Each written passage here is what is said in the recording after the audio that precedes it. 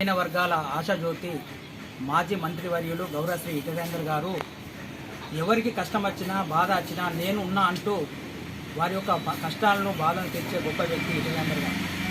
అలాంటి వ్యక్తి మొన్న అర్ధరాత్రి అకాల వర్షంతో జమ్మికుంట పట్టణంలోని అంబేద్కర్ కాలనీలో హౌసింగ్ బోర్డులో ఇల్లు నిండా మునగడంతో వారికి ఆస్తి నష్టం జరగడంతో ఇటు విషయాన్ని తెలుసుకున్న ఇటరేందర్ గారు తొందరగా స్పందించి ఆ ప్రాంతానికి వెళ్ళి ప్రతి ఇంటి తిరుగుతూ వాళ్ళ యొక్క కష్టాలను, వాళ్ళకి జరిగినటువంటి నష్టాలను తెలుసుకొని వాళ్ళకి ధైర్యాన్ని, భరోసాను, నా వంతుగా ఆర్థిక సాయం చేస్తానని వాళ్ళకు ధైర్యం కల్పించిన గొప్ప వ్యక్తి ఇటరేందర్ గారు.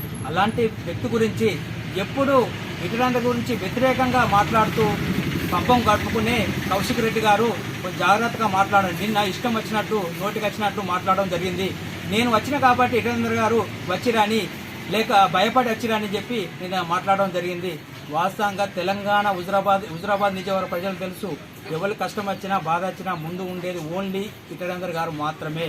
నీ చరిత్ర తెలుసు ప్రజలకు. నీ ఎవరికి కష్టం వచ్చినప్పుడు పోయినావు, ఎవరికి బాధ వచ్చినా ఎప్పుడు పోయినావు. నిన్న ఓన్లీ రాజకీయ లబ్ధి కోసమే ప్రజలు కష్టంలో ఉన్నావు, ప్రజలను కాపాడలేక నువ్వు ప్రభుత్వంలో ఉన్నావు. ప్రజలకు ఏం కష్టమే తెలుసుకొని వాళ్ళ కష్టాన్ని తీర్చే ప్రయత్నం చేయాలి. కానీ నిన్న వచ్చి కూడా ప్రజల బాధను పక్కబెట్టి నీ రాజకీయ భవిష్యత్తు కోసం ఇటరేందర్ గారికి వ్యతిరేకంగా మాట్లాడడం జరిగింది.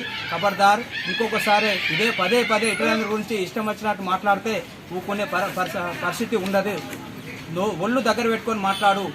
ఇక నుండి ఇదే విధంగా మాట్లాడితే ఊపుకునే ప్రసక్తే లేదు. ప్రజలు మిమ్మల్ని తరిమి కొడతారు. నీవెంత ద్రోహివో, నీవు ఎలాంటి వ్యక్తివో హుజురాబాద్ నిజ ప్రజలకు తెలుసు. తస్మా జాగ్రత్త, ఖబర్దార్.